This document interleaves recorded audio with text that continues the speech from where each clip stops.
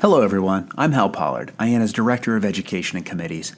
Welcome to this IANA presentation, Safety Spotlight on Distracted Driving, part of IANA's Intermodal Adapt series. Before we get started, I'd like to thank our year-long gold sponsors for helping make this session possible. Without them, we couldn't bring this to you. I'd also like to make a note that IANA's Intermodal Safety Committee has been instrumental in helping develop this session. Now, I'm delighted to introduce today's speaker, Del Lisk, VP of Safety Services for Lytx. They provide video telematics products used by commercial and public sector fleets to help improve driver safety and business productivity. Now, I'll turn it over to Del to get us started. Del? Fantastic. And Hal's my screen showing okay? You look great. Fantastic. So thanks, everyone. I really appreciate you joining this webinar. We were talking just a moment before kicking things off that, we've all been kind of cooped up for a year plus. And so that it's like, do I take the family on vacation or do I sign up and sit in on this webinar? So I appreciate you making the choice to attend this, and I certainly hope that you find this valuable. As Hal mentioned, I'm Vice President of Safety Services for a company called Lytx, but I've been involved in fleet safety for over 35 years.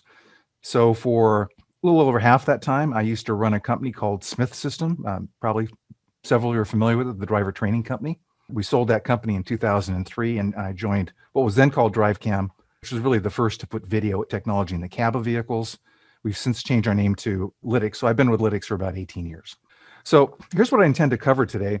One is just give you kind of a short story about distracted driving, just to kind of bring it home. This is something that affects everyone and is affecting and impacting every community. But sometimes, unless it strikes someone close to you, it just doesn't quite seem real. So I want to start off with a true story, cover some statistics about the issue, just to reinforce how big an issue it actually is, give you a definition of what is distracted driving, a little more detail about that. Probably most importantly, share strategies that I've gathered from our clients about what you can do about it. And then finally, I do believe that companies like ours, and certainly we have competitors that offer very similar things, so not trying to just promote our company, but there's been evolutions in our technology that I think really, strengthen your tools to combat distracted driving. And I want to kind of wrap up my time going into that in more depth. So first, just a story. This is something that happened in 2016. So Alexandra Mansonet, she's a lady that was a CEO for a nonprofit agency, really kind of a pillar of the community type, did a lot of volunteer work, very highly respected. Well, on September 28th of 2016, she was heading into work. That evening, she was planning to get together with a friend. They were going to go out to dinner and have some dinner somewhere. And so that morning, her friend texted her while Alexandra was heading into work, simply asking in the text, "What do you want for dinner? Do you want American food, Italian, or Mexican?" Well, Alexandra started to respond, got as far as typing ME before she crashed into the back of a stopped Toyota. You can see the image right here. Unfortunately, that Toyota was pushed into a crosswalk and struck a pedestrian, Dr. Yuan Wang, who was critically injured. The paramedics showed up, managed to keep Mrs. Wang alive, but after 5 days, she succumbed to brain trauma and passed away. Sadly, just the night before, she had celebrated her 6th-year wedding anniversary with her husband. Well, the police ended up charging Mansonet with manslaughter. This went to trial. And in the trial, Mansonet and her attorney were arguing that while she was driving, she had looked down to tune the radio, and that's when she crashed into the back of the Toyota. Well, the police had found in the vehicle on the floorboard the phone with the text that just began with ME. So it was very clear that she was texting. She wasn't tuning the radio. Her attorney also argued to the jury that this is a person that had done a lifetime of good work and had loads of people that testified to her goodness. And should just a few seconds of error change a lifetime of good work? Well, at the end of the day, the jury decided yes, it should. And she was sentenced to 5 years in prison for manslaughter. So those are real stories happening out there. And looking at the numbers, and these are numbers presented by NHTSA, at any given moment on the roads in the US, they estimate about 660,000 people are using an electronic device as they're driving down the road. This is leading to approximately 400,000 injuries due to distracted driving. And it's estimated that almost 3,000 people lose their lives each year because of distracted driving. And the cost annually for the US for these mistakes is about $129 billion.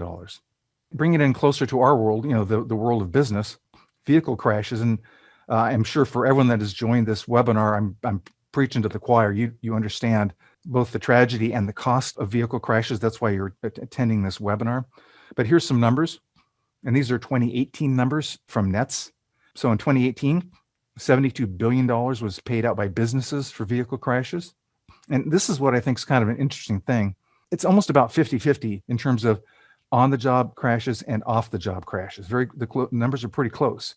And the reason is that if someone is off the job, gets in a crash, even if it's not one of your vehicles, well, if they're injured or heaven forbid a fatality, now all of a sudden you're down an employee for some period of time. You've got to backfill. You may lose some business because you're not able to take care of it. And so that adds up to a huge cost for business, even the off-the-job crashes.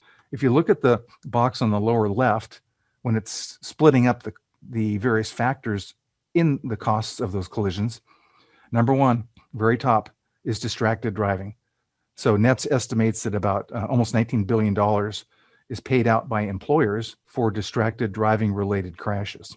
So on our end, just as a little background with Lytx, we have video in the cab of vehicles right now in about 700,000 vehicles across the US. Video is triggered on an exception basis when there's some sort of kind of potentially unsafe driving that occurs. Then we analyze that video and kind of assess it for risk score and some other factors.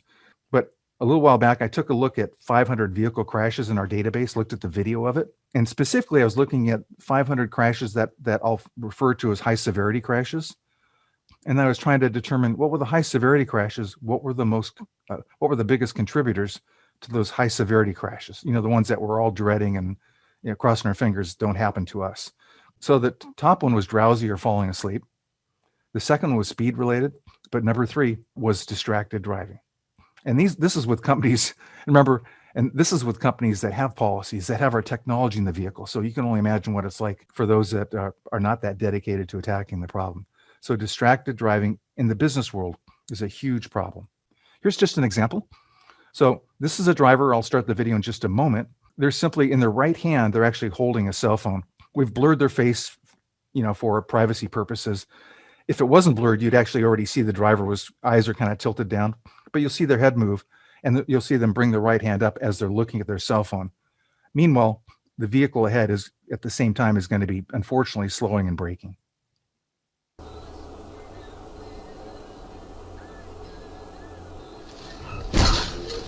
So there you go. You got your rear end collision there. Now, just by eyeball, you see, okay, you ran into the back of another vehicle. What's the big deal? Maybe $3,000 to $5,000 of damage to the vehicle in front. But in businesses, as you well know, that you're essentially targets. This isn't just a matter of repairing the vehicle. That the motorist in the lead vehicle, whether they're injured or not, there's a high probability they'll go see a doctor.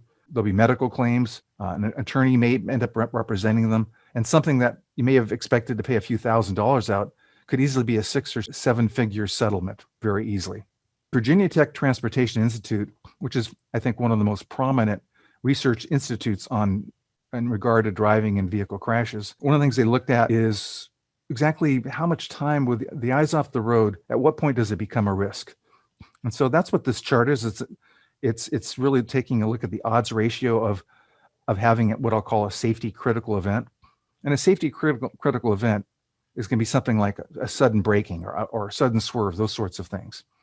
And if you look at the chart here, when you get to greater than 2 seconds, that's when the numbers jump dramatically. So when someone looks away for more than 2 seconds, the risks are more than doubled. So generally things like glancing in a mirror, debatably even tuning a radio, those can be done in typically less than a couple of seconds. But taking a look at a cell phone to dial it or look at a text, that's going to take longer than that. And that's exactly why it's such a big factor in traffic collisions. Here's another example. So in this case, this is a smoker. And this driver is simply going to be, I think they have a lighter and they bring it to their mouth here. And then they'll look to put the lighter back down. And in just those few moments of looking away, that again, that greater than 2 seconds leads to a problem. And of course, it's compounded in this case by the driver also not having much following distance, so the margin of error is reduced.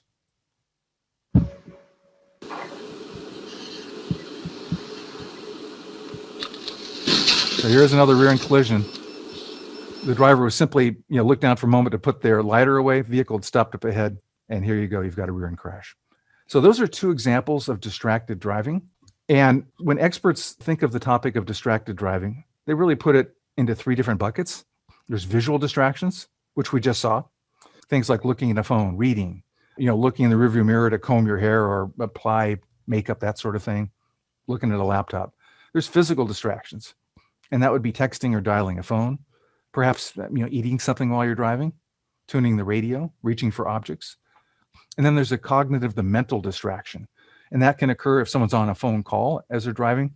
Their mind may now be pulled away from thinking about driving to thinking about the conversation on the phone. Daydreaming, that's certainly one we all have experienced. And also conversations with passengers are just a few examples of cognitive or mental distractions. If you look at this chart, there's only one thing that shows up in every category, and that is the cell phone. It's a visual, physical, and mental distraction. And again, that's why it's such a big threat out there.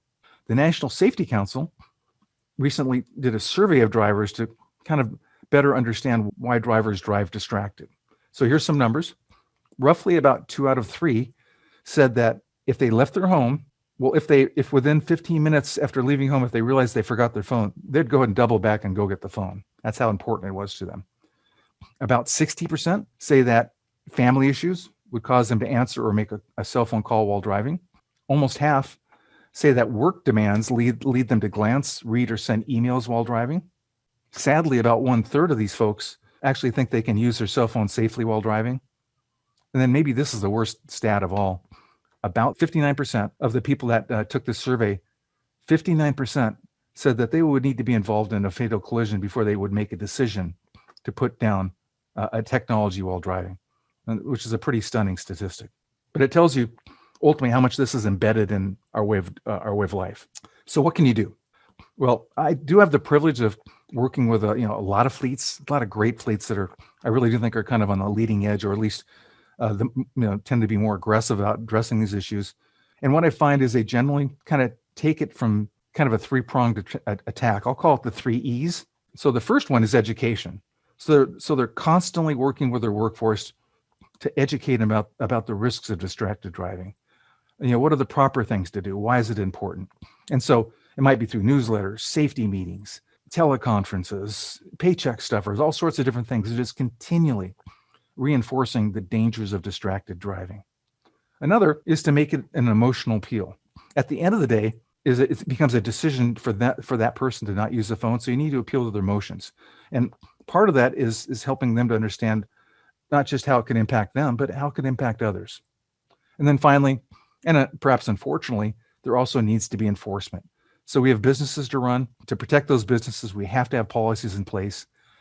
We need to have tools to verify compliance with those policies, and we need to have consequences if people are simply not choosing to apply those consequences. So those are the 3 E's. I'm going to dig in a little deeper as it relates to cell phone use in particular.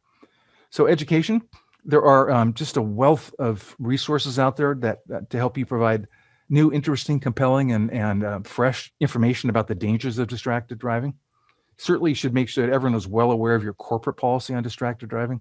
I would, at minimum, reintroduce that to everyone in your workforce, especially the people driving for you, at least annually. I don't care if they already know it. I get in front of them every year. Be sure those folks are up to date on state and local laws. So it's not just a company policy, it's against the law in many cases, depending on what type of vehicle they're operating and what state they're operating in. And here's just a few statistics, and there's a ton of them out there. Drivers using cell phones are 4 times more likely to get into a crash that results in a serious injury. Drivers talking on cell phones can miss up to half of their driving environment. And most importantly, that includes things like pedestrians and traffic lights. And you think nowadays with all these electrified scooters and things coming from all different directions, someone's on a cell phone, it just increases their chances they'll miss that object. Texting increases crash risk by 23 times. And then if you talk to some people, and I don't want to pick on younger people, but I guess I am, some of them, they use the term multitask. They think they can do multiple things at the same time and that their brain can operate that way. That's not the case. What actually happens is when you're doing 2 things, your brain is literally switching from one to the other. So if someone's on a cell phone call and they're driving, well, their brain is switching back and forth between thinking about the driving and thinking about the cell phone call. And at minimum, this does slow down reaction time. Information like this and a whole bunch of others, some great places to go. Definitely the National Safety Council's website. And then the US DOT also has a great one. called EndDD, like enddistracteddriving.org, that has a lot of free resources, videos, statistics, etc., that can really give you some very compelling tools to use to attack the issue. Another tactic I see a lot of our clients doing is to engage the family. I still remember one of our clients, this is actually a company that operates trucks. They were seeing instances of drivers on cell phones and really kind of befuddled by it. And so they surveyed their drivers and made it anonymous, so it wasn't pointing fingers, and just simply asked questions about, who are you having these calls with? Who are you communicating with? That sort of thing. And what they found is that over half of these calls and texts were going back and forth with their family members. And so the ironic thing here is the people that cared the most about, most for them, probably had the most at stake in terms of their safety, were exactly the ones that were putting them at the greatest risk. So in this particular case, what the company ended up doing is they put together a letter and sent that letter home to the families, kind of explaining what they had found out, encouraging the families not to contact their loved ones while they were likely to be behind the wheel, unless it was really, really critical. And then also kind of ask them, if you do call and your husband, your wife, whomever picks up, your first question should be, is it safe to talk? In other words, are you driving or not? If the answer is no, then that's just a signal to, it's okay, call me when you get a chance later, and hang up, and that's it. It's important that people understand the impact of distracted driving, because I do think for the average person going down the road, and for each one of you, I'm sure if not today, it's tomorrow or the next day as you go down the road, you'll see several people on their cell phone around you while they're driving. And they're not thinking about how it could potentially impact others. But the statistics tell us that we're putting others at risk. And how would you feel if someone else was injured or killed because we were distracted? How would your family be affected if you were injured or if you were killed in a traffic accident? Every community, unfortunately, has these tragedies happening. Share these stories so that people connect with it personally and understand that how it could impact them and their loved ones. I do find what has the most impact on the issue of getting people to put down their cell phones while they're driving is to make it personal. I already mentioned we have some clients that have sent letters home to families, very, very personal, meaningful, heartfelt letters. I remember one client that actually invited their employees' family members, their children, to enter in a poster campaign, creating posters about why it's important not to use a cell phone while driving.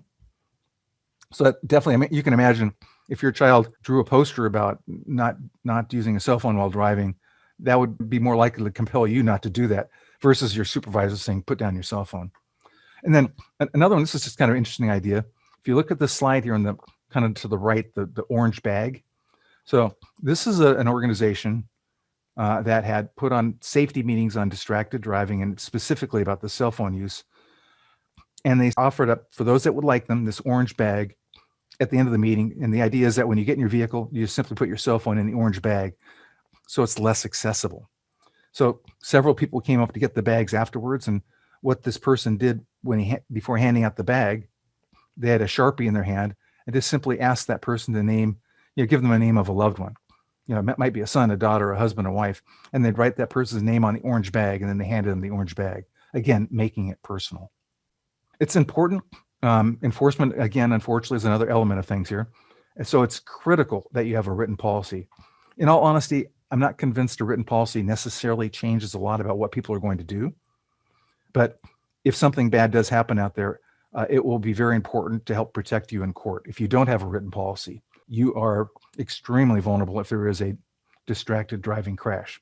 Here's just a few elements of a distracted driving policy, and this is actually from the National Safety Council's website. It should describe the purpose, background, and applicability of the policy. Why is there a policy and who does it apply to and when? Need to define what the policy is trying to do, what its intentions are. Needs to be very clear about the specific prohibitions, what is allowed, what is not allowed. Also should include suggested practices such as, pulling off the road before using a cell phone. And then finally, there also should be an enforcement piece.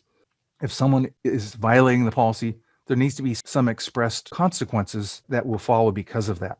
These elements, if you do have a driver who gets in a crash and it's alleged that they were on their cell phone while driving, if it goes to litigation, that other party is going to look at your policy. They're going to look to see if these pieces are in there. And if they're not, it's going to increase your vulnerability in terms of settlement costs. Also, operational procedures. Are there procedures or practices within your business that unintentionally encourage distracted driving? So take a look at these procedures just to make sure they don't increase the potential for distracted driving. As an example, when and how do managers, or for example, dispatch contact drivers? I mean, is it while they're out on the road, and is it essentially, kind of enticing them, compelling them to pick up the phone while they're behind the wheel? Are there last minute route changes or additions to the to a delivery schedule or pickup schedule that could disrupt a driver's after hour plans? So think of this. Think of a driver who maybe is also a little league coach. Practice starts at 6. Work scheduled to get done about 4:30ish. Everything looks good, and then about 4 o'clock, dispatcher, the boss calls me and says, "Hey, there's a problem. We need you to make an additional pickup." And now it's going to throw off my personal schedule. Well, do you think that driver is more likely to start to stress, pick up the phone, and maybe call the assistant coach and say, "Hey, I'm going to be late for practice," that sort of thing? So just think about how these things can impact a driver's schedule. In that case, it might be, "Hey, do you need to pull over a couple minutes and take care of business before you make that last run?" This isn't specifically related to cell phones, but I think it's an important topic. And that is the question of whether or not your drivers have stop work authority. And that is the idea that if a driver is really not able to drive any further, maybe they're too tired, maybe they're too stressed, in their judgment, they just can't continue on anymore that day. Does your driver have stop work authority? The ability to kind of call it themselves and just call in and say, "Look, I'm burned out, I'm done. I really can't go on any further." And do they have that authority? Do you entrust them with that? The bottom line, from a litigation standpoint, plaintiff attorneys are going to look to build a case if there was some suspicion of distracted driving involved. And this is also true, I think, of fatigue, but plaintiff attorneys are going to try and build a case that your company's way of doing business really encouraged the use of a cell phone while driving. Because if they can take it from a driver simply making a mistake to a company basically creating a system that forces them to take these risks, well, now you've really opened up the opportunity for a negligence claims of negligence, and that obviously ratchets up the value of a settlement for those attorneys. I would also share in safety meetings, some people are aware of this, others are not, but in just about everyone's phone, on the settings app on the phone, there is the ability to set up do not disturb on your cell phone. And one of the choices is do not disturb while driving. So the GPS on the phone is sensing when the vehicle's in motion. Typically, it might be 3 or 5 miles an hour per hour or greater. And at that point, if you activate that setting, then if someone calls, it'll simply go straight to a voicemail, and you won't be distracted by it. So I would certainly share this capability in a safety meeting on this topic. Encourage people to enable that setting. You can't make them do it. Hopefully some will, but at least if you educate them that it's there, maybe you'll get a few to do that. There's also cell blocking technologies out there. They come in 2 different forms. One might be an application on a phone. Certainly many clients I'm aware of on company phones, they do have a cell phone blocking application on the phone that will negate activity on the cell phone while the vehicle's in motion. The challenge there is many of these people also have a personal phone, and you can't make them put on their personal phone. So sometimes they're apps, but there's also others are a piece of a hardware where it essentially blocks a cell phone call in the cab of the vehicle. They typically still permit things like a 911 call and some other factors like that. But you might want to look at those as another area to address the issue. And the other piece I wanted to dive into is the use of video telematics, and more specifically, machine vision and artificial intelligence, and how that has really, I guess, evolved to really, I think, become a really powerful tool to address this issue. So that's what I'm going to take you through right now. So machine vision and artificial intelligence, or what I'll refer to as MVAI. Well, what is it? It's, you probably actually, experience it almost every day. Probably everyone on this call has a smartphone, and on that smartphone includes a camera capability. So if you pulled out that smartphone, enabled the camera, pointed the camera at some sort of object, whether it's a person, a tree, whatever it might be, that camera is going to kind of detect the lighting situation. It's going to determine the distance from the camera to the object you're pointing at. It's through all that process. It's going to calculate exactly what the focal setting should be, and then at just the right moment, it snaps the picture. Well, that is machine vision and artificial intelligence at work. The machine vision is identifying the objects. The artificial intelligence is making decisions about what to do about it. Think of it as machine vision sees and recognizes, and artificial intelligence interprets and decides. So when it comes to technology in the cab of the vehicle, MVAI has the capability of identifying other vehicles around you out on the road, lane markings, stop signs, things like that. Artificial intelligence has been trained from analysis, in our case, analysis of literally millions of driving clips, has been trained to understand what these objects' positioning and speed and all these things mean to interpret and make decisions. So just a little bit about kind of how the sensors have evolved in video telematics. Initially, the sensor evolution largely revolved around accelerometers. So that's simply a device that is detecting changes in force. So a hard braking incident, a sudden swerve, a crash would cause the technology to say that was a proxy for something risky happened, and it would save a few seconds of video in and around that moment of abrupt change in force. Well, that over the years evolved to include GPS and connectivity to the engine control module. So things like speed was another way that could activate some capture of video to identify risky behavior. And these are very powerful and they have a lot of positive impact, but there were still behaviors that would go undetected with just those sensors. And that's really where, when you add in MVAI and the ability to essentially continuously monitor the driver and the road environment, it allowed the ability to capture a lot more insights on risky behavior. And most importantly, that risky behavior before something bad happened. And so I'll go into kind of examples of that. So here's an example. So here's a driver. You can already see that they're on their cell phone. They're going to be approaching a stop sign.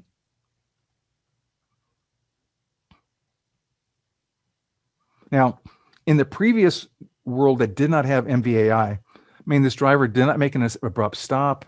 They weren't speeding. So it wouldn't, this video clip would not even have been called out. We wouldn't even know that this behavior existed. But with MVAI, in this case, it identified the driver picking up the cell phone. It captured that. Even without the cell phone, it would have recognized the stop sign. The artificial intelligence would have realized that the vehicle never stopped, and it would have captured the video because of running a stop sign. But this is one example of risky behavior that prior to MVAI was going undetected. Here's one more example. In this one, we've obscured the driver's face, but I did do a little cutout of just their eyes so you kind of see what's going on here. Now, in this case, ultimately, I think it's really fatigue, but sometimes you see this where a driver's looking down at something on their lap, like a cell phone or something. They'll sometimes do that to sort of try and trick the camera. They'll have the cell phone below the camera view, but you can tell by the eyes that their eyes are not on the road. So this is one that's going to be triggered because the eye closures and the driver's eyes off the road for too long. So in this case, you can see obviously this driver is weary, really struggling to keep their eyes open.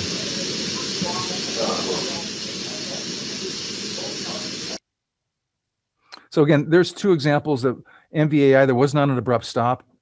This driver wasn't speeding. This would not have been detected without machine vision and artificial intelligence.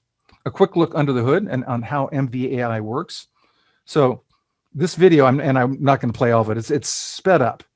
The graph on the bottom is essentially what's happening is the MVAI has been trained to recognize certain issues, such as a handheld device or a driver's eyes for too long off the road, not wearing a seatbelt, if they're smoking, or if they're too engaged with food or drink, or a few of them.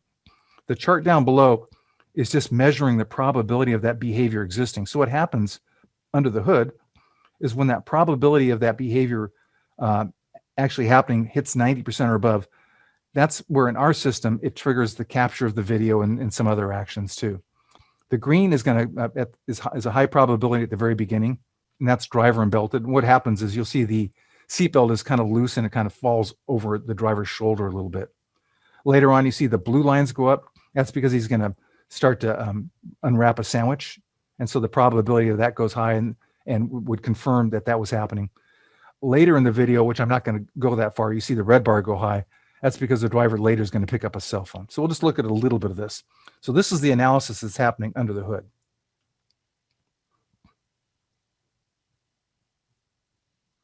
So it's confirming, it's about to confirm the food. When the driver brings the sandwich up to their mouth, it's going to confirm that probability.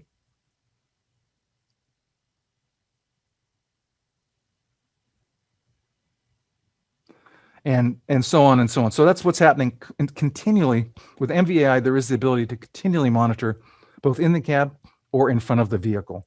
And then people can configure this any way they want in terms of what they want to know about or not, alerts and all sorts of other things. So I mentioned alerts, and I think that's an important part here. So, because the idea here is not to catch someone doing something wrong. The idea is to correct someone that has some bad behaviors or some bad habits. And sure, we could correct it by talking to them, when they return back from the job, and share the video with them, and that's very powerful. But ideally, we'd like to correct it in real time as much as possible, and that's where audio alerts come into play. So there is the ability, just like in the video you just saw, there is the ability to enable audible alerts, when MVAI has identified, these behaviors listed on the screen right now. It also, what's not on this, it also can identify if a driver has a rolling stop. So there's several different things that you can configure it to identify and also send alerts on. And I'll give you a couple of examples here. Here's a driver that's reaching for something, and we've all, encountered this. They're reaching for something and they're going to put too much attention down trying to grab that object.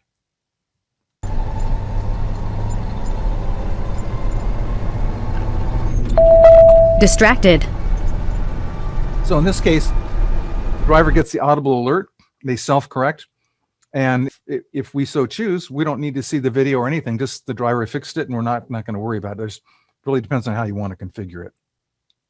Another one, so with these audible alerts, they can be configured with or without actually capturing the video.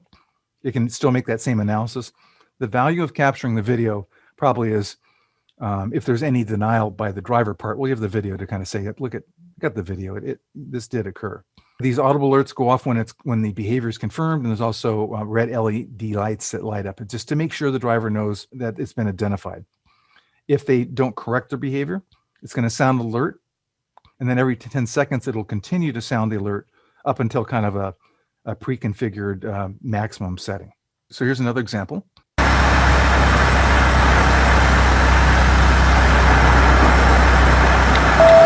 Distracted. And so as you can see, the driver self-corrected in this instance, and that's exactly what we want. This is a graph.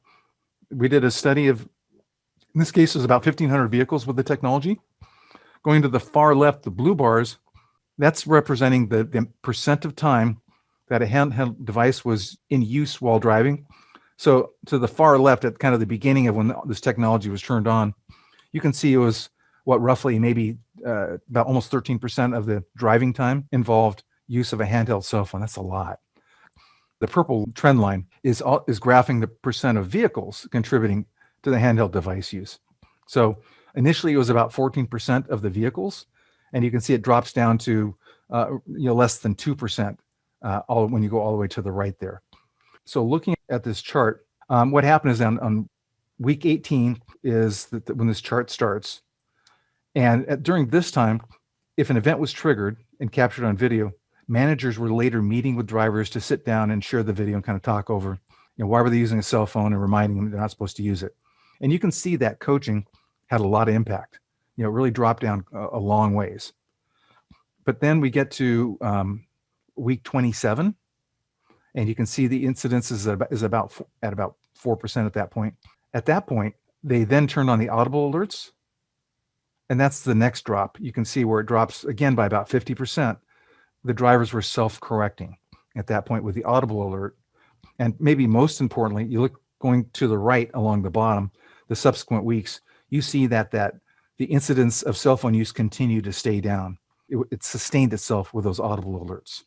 So this is just really pointing out to the efficacy of the MVAI with the audible alerts. Wanted to share just a little feedback from, I'll just do it from one client, but to give you a little feel for things. So this is a client that originally, about 5 years ago, used our older technology that was largely accelerometer-based sensors and GPS. And then in Q3, they upgraded to our current technology, Q3 of 2020, I should say. They have about 1,000 trucks running across the US and Canada. With the old technology, they were seeing about 30 cell phone events per month for that entire 1,000 truck fleet. Then they turned on the MVAI, and you can look at on this chart, you look at August, all of a sudden it leaps up from almost nothing up to, it's about around 2,700 events. And remember, this is what was always happening. They just didn't know it. And so they then used the alerts and targeted coaching. And drivers that were having a lot of offenses, they would get together with them directly, but the rest, they really largely relied on the alerts. And you can see how dramatically the number of incidences dropped down after that. A little bit of feedback. First was, one of the questions was, why did they turn on that MVAI, especially the driver facing part of it? And this particular client said that they knew that one distracted crash could literally put them out of business, and they just weren't willing to take that risk. They had to know the risk so they could control the risk. There was concerns about driver acceptance, especially right now where drivers are so hard to get. They knew there were fears of Big Brother, and there were some concerns they might lose drivers. That did not turn out to be so. A couple of drivers chose to go elsewhere, but those were exactly the drivers they probably needed to lose anyway. And when it came to kind of overcoming the driver concerns, they felt that some of the keys were a lot of discussion. So they're very open door policy, explain exactly what they're doing, why they're doing it, what it meant to them, what it meant to the drivers, etc. They also found that the term artificial intelligence was a little intimidating to some of the drivers, but they got it when it was explained almost more like a cell phone and smart technology, that they seemed to understand that better and feel a little more comfortable with kind of that analogy. Also, although there was a company policy against cell phone use and it was fairly strict, they decided when they turned on this technology, it made the most sense to do kind of a soft enforcement. So a lot of coaching for a period of time before they, escalated to something a little more severe. And then finally, the audible alerts, they found that drivers really liked those because drivers appreciated the opportunity to self-correct rather than having to go talk to a manager after the fact and do the correction.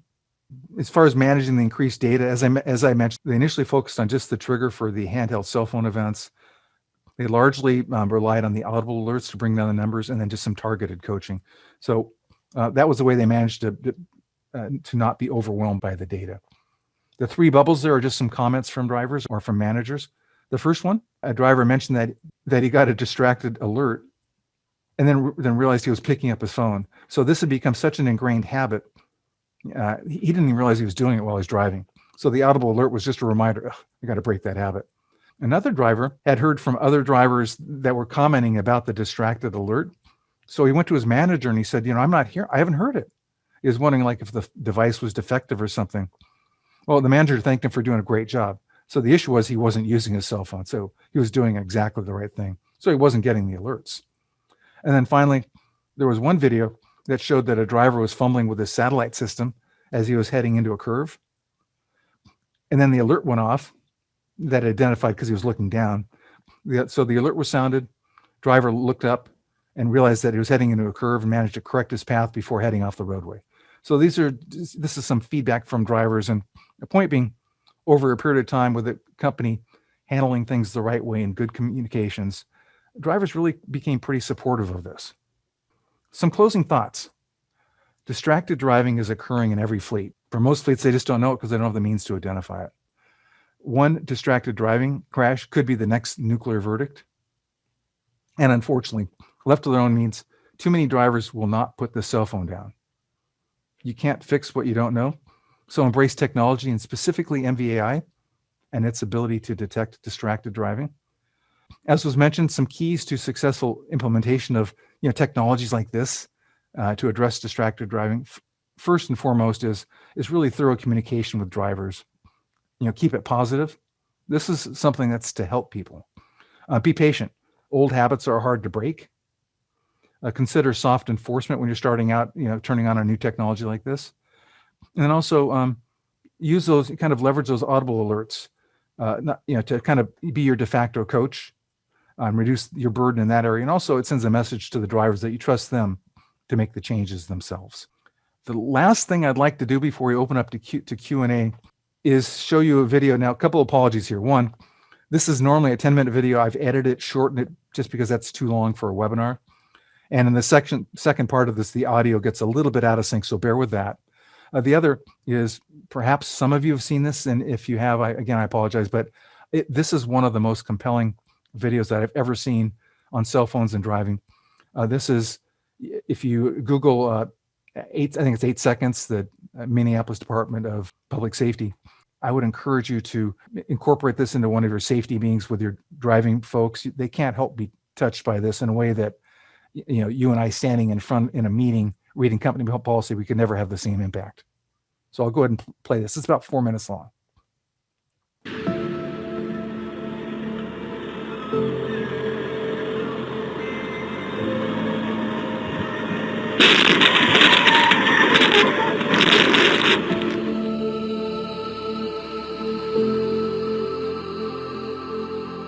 I play that moment in my head multiple times a day.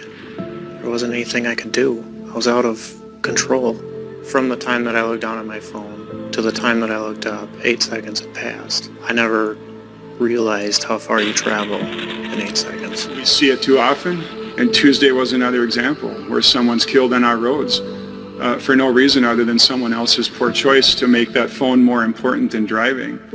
We shouldn't need a law to tell us to pay attention while driving. We should just be paying attention while driving because we know it's the right thing to do.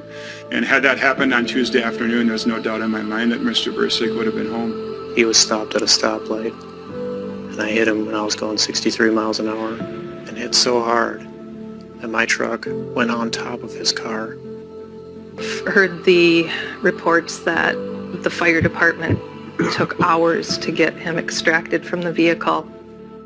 That is a haunting image in my mind that I think about all the time.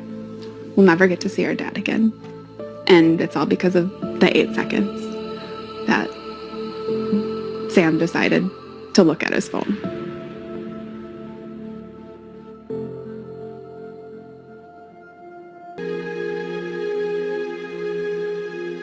The day of the crash, I was leaving my second to last stop. And I got on the Highway 36 going east towards Wisconsin. And meanwhile, while I was driving, I got a message about a house that my girlfriend at the time was looking at. And I pulled out my phone to look at it, to see what she was talking about. I thought it would be fine. I thought nothing will happen. During those 8 seconds, the time went by so fast. I traveled a lot farther than I ever thought I would have. I looked up just before I hit the vehicle, and my truck went right on top of his car that he had and pushed him all the way through the intersection. And I got out of the truck as fast as I could, and I ran back to the car.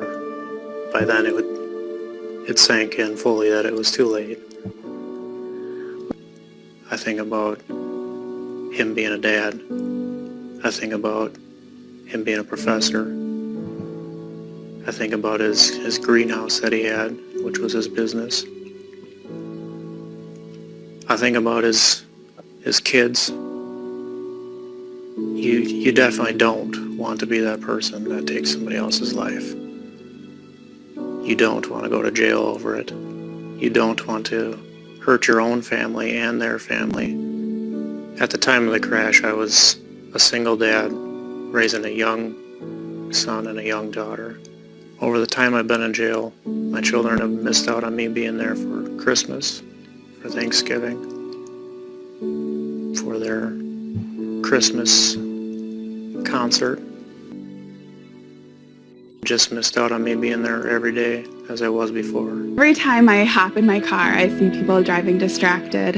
And I just want to stop the person and shake them and tell them, do you have any idea what you're doing right now did to my family? Do you have any idea what that did to my family and what you could do to someone else's?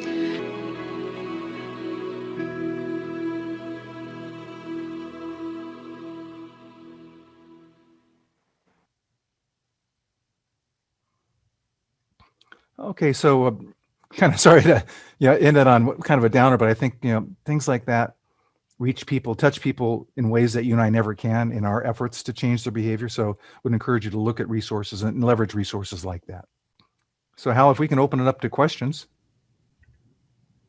Thanks so much, Del. That was a powerful way to end that powerful presentation. Really appreciate you digging through all of your stats and your experience to kind of distill down a 101 for distracted driving, because I know that there's a whole lot more behind a lot of what you talked about. So really appreciate that. And, one of the things that you and I had talked about when we started discussing whether we were going to do this or not was the fact that distracted driving is one of those unique elements of what we do in the business of Intermodal that touches our entire lives from the minute we leave our house to the minute we return to our house, whether we're working or not, right? Whether you're going to the store, you're taking a lunch break, or you're actually pulling a load, or driving a piece of a lift equipment on a terminal, what have you.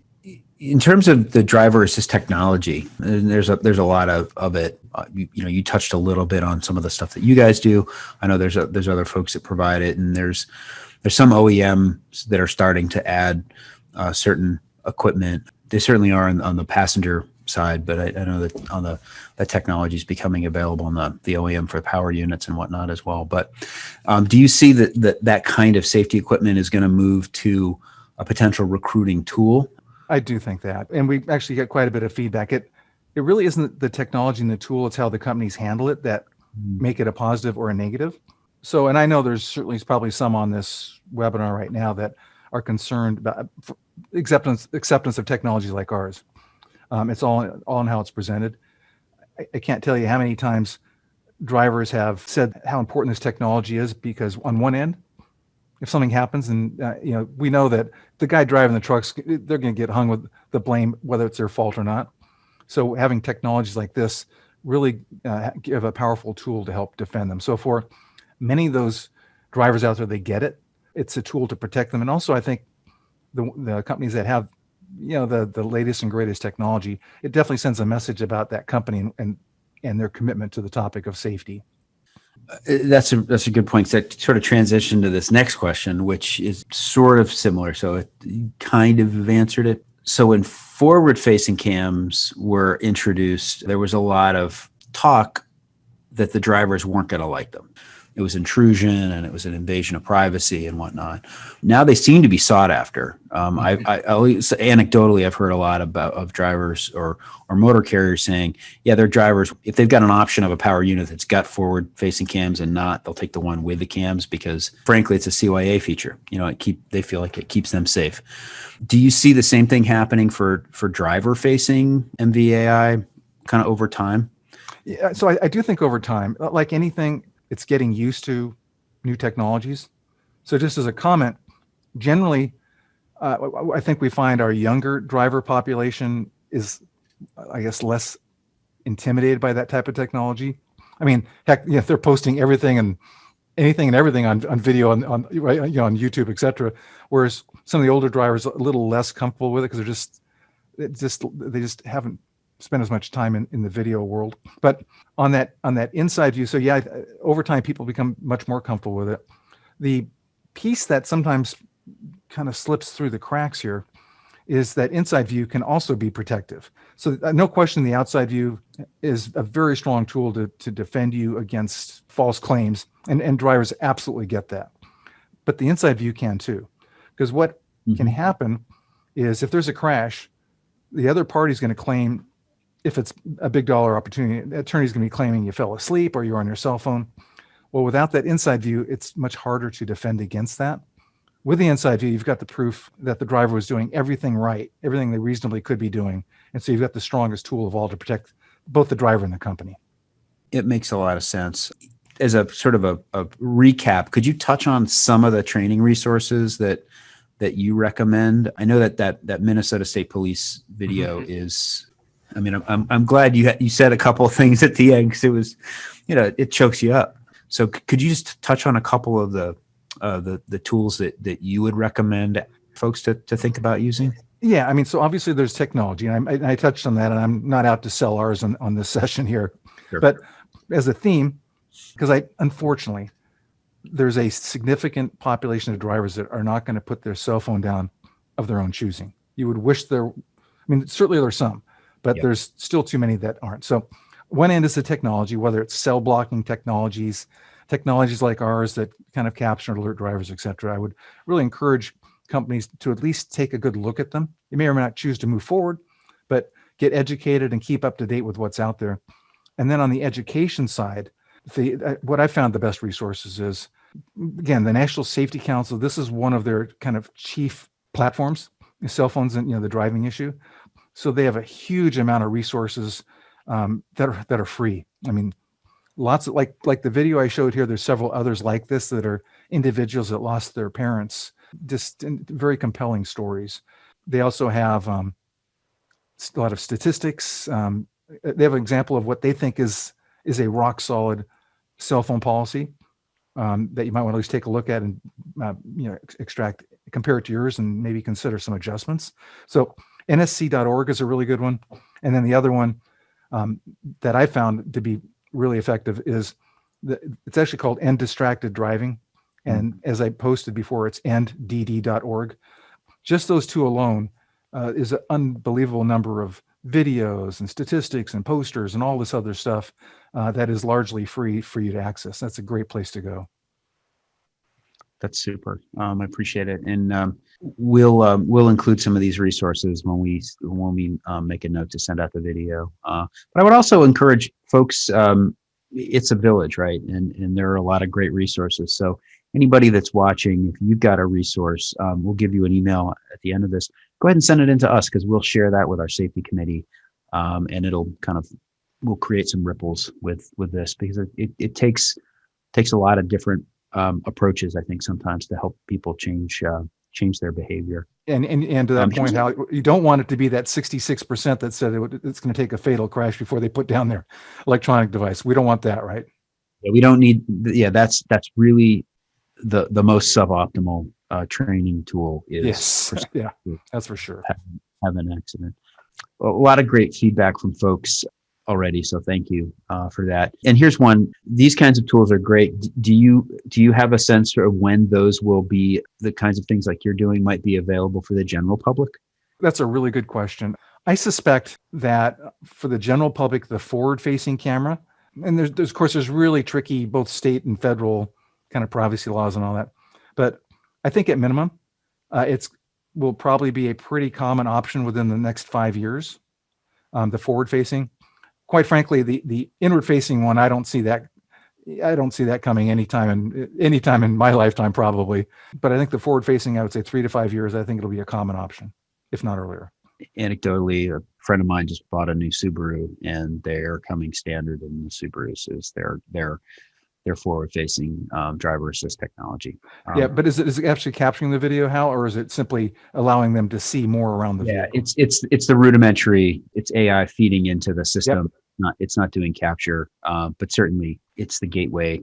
So I could see insurance companies pushing very hard, maybe even giving rate discounts for general public vehicles that have forward-facing cameras in them, simply because now they can, whether it was their fault or not, they've got kind of the truth. It can settle much more quickly. Yeah. And they might compel them through rate reduction, et cetera, to choose that option. Yeah, makes a lot of sense. Good stuff. Well, listen, we are at the top of the hour. I could chat about this all day with you, because I think it's fascinating and obviously incredibly compelling because it's, again, something that touches our personal as well as our professional lives. So for the questions we didn't get to, I'm sorry. For everyone else, thank you for spending your time with us today. Del, thank you very much. Again, a shout out to our gold sponsors who made this possible. We really appreciate it. And if you're interested in more webinars from IANA, please head over to IANA's website, intermodal.org, and look for the Intermodal Adapts program under the Education tab. We'd love to see you. If you're interested in discussing more issues on safety and a little more in depth and getting involved in that regard, we do have the Intermodal Safety Committee. So you can reach out to us and either send us an email at info@intermodal.org. There's some more information on the website at intermodal.org under the committees tab. Or you can just email me at hal@intermodal.org, and I'll make sure your info gets to the right place. But with that, Del, thank you so much for your time. I really appreciate it. Great job today. Everyone else, thanks for spending some time with us. Please stay safe. Leave your cell phone in your pocket or your purse, and hopefully we'll see you in September at Intermodal Expo.